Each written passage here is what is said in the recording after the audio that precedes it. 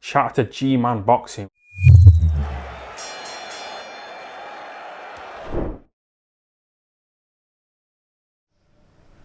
Dereck Chisora versus Joseph Parker, May 15th. It's confirmed. We don't have a venue yet. I'd imagine probably in the UK, but they may take it on the road, who knows. But the kind of worst kept secret has been revealed. You know, we knew this fight was coming when we saw Joseph Parker, you know, leaving New Zealand, getting ready to start up camp. He's actually training in Ireland, believe it or not. Well, obviously he has swapped trainer to Andy Lee. I thought they were going to base that in London, but no, he's in Ireland. He's training in Dublin with Jay Quigley. And yeah, I might bump into him, who knows, even though I'm pretty far away from where he's actually training his camp, but you never know. Stranger things have happened. In terms of the card, pay-per-view, it's going to have Katie Taylor versus Natasha Jonas. That's going to be the co-main event, I would imagine. Katie Taylor versus Natasha Jonas. It's a rematch from London 2012. Katie Taylor has been going from strength to strength. They have a common opponent in Vivian Obanoff. Vivian Obanoff stopped Natasha Jonas in 3 or 4 rounds, and Katie Taylor beat her on points in her second pro fight. So, you know, but to be fair, Natasha Jonas coming off a very good performance over Terry Harper. I personally felt she won the fight. It was a very good fight. It was good. It was actually a pretty good fight. If you haven't watched that, I'd recommend you go and watch that. We also have Dmitry Bival versus Craig Richards. Now, Craig Richards is a good fighter. He is a solid, he's won British title, he's a solid operator at British level, but he has only ever competed at British level. He is going in there with, albeit inactive, Dmitry Bival, but Dmitry Bival is still, in the nicest way, he is going to make light work of Craig Spider Richards. In the nice way. We're also going to get Chris Eubank Jr. versus Marcus Morrison. I might talk about that in a separate video. In fact, I think I will. I'll touch on that in a separate video, and I'll give my 2 cents on that. Yeah, I had a feeling it wouldn't be anybody at a massive threat, but Marcus Morrison was not the name I was thinking. I'll touch on that in a separate video later. As for now, my thoughts on this card. Well, you know, you're going to get a lot of the Irish bias from Katie Taylor, because you know, she's loved over here. You know, she really is. So you're going to get the Irish market just flocking to buy that pay-per-view. In terms of the fight itself, it's a good fight. I'm looking forward to seeing what Parker's looking like under Andy Lee. Andy Lee is a good, solid, I think there's a potentially good trainer there. I was going to say he's a good, solid trainer. He's pretty unproven. But from what I've seen, the advice he's been given to Jay Quigley and Paddy Donovan, he seems to really know what he's doing. And I'm looking forward to seeing what he does with Joseph Parker. Personally, I think this is going to be it's going to be intriguing. Cezora has the kind of style that can bring something out in Parker. You know, Parker, we've seen it before, right?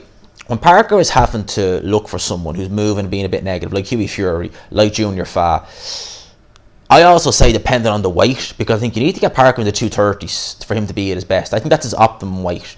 Heavyweights will always say, oh, I'm good at this way, I'm good at that way. I think Parker, when he's in the 230s, his feet are a lot more fluid, they're a lot quicker. When he's in the 240s, he tends to plod a lot. Like when he was in the mid 240s against Hughie Fury, he was plodding all around the ring.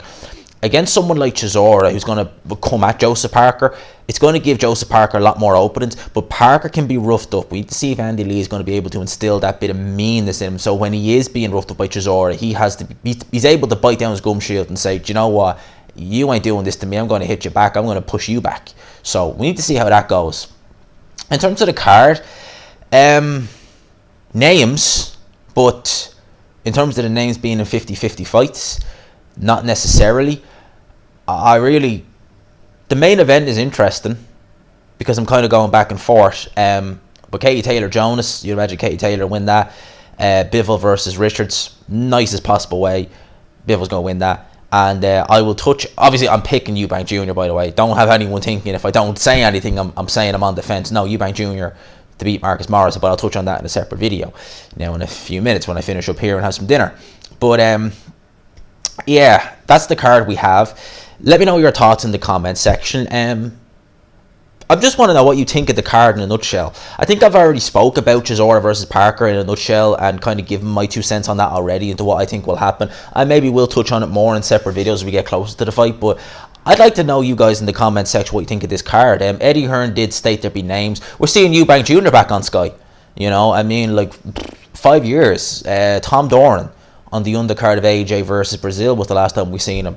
So, you know, Callis Sauerland is, you know, he's got a good relationship with Eddie Hearn. So obviously, there's maybe something we start seeing more in the future. So, let me know your thoughts in the comment section what you think of this card.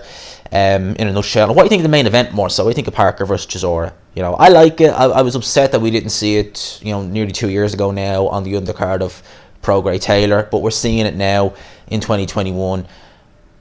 Look, we're getting fights in 20. Cast your minds back to this time last year, right? What was going on?